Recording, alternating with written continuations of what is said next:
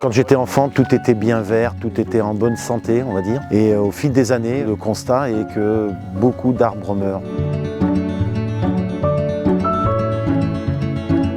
On a largement un mois de décalage dans l'automne. Normalement, moi je me souviens il y a 10, 15 ans, 20 ans, au 11 novembre, c'était fini, il n'y avait plus de couleurs. Quand je faisais la recherche de mues de chevreuil en octobre, c'était très dur puisque les bois étaient recouverts tout de suite par les feuilles et aujourd'hui les feuilles tombent un mois plus tard. On constate bien qu'il y a un réel problème au niveau du climat, quoi. C'est des saisons totalement en décalage et pour certaines qui sont quand même restreintes. La période hivernale, je trouve qu'elle se restreint de plus en plus. Ah oui, tout à fait. Des périodes de grand froid, la nature en a besoin. La nature a vraiment besoin de se mettre en dormance, ça régule aussi naturellement les populations.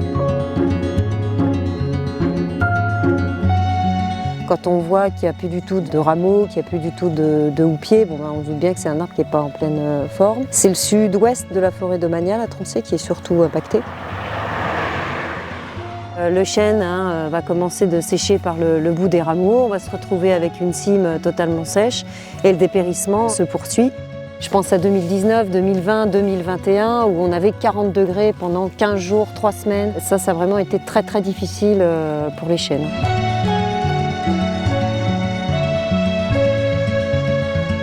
Les lisières sont un peu plus touchées, mais le cœur des parcelles est touché aussi. C'est frustrant de voir la forêt mourir à une très grande vitesse. On se dit oui, ils vont être abattus, ça va disparaître. Est-ce que les glands vont pouvoir pousser en dessous? Est-ce qu'ils ne vont pas être eux aussi impactés ensuite par ces phénomènes, ces nouveaux phénomènes de sécheresse, de tempête, voilà.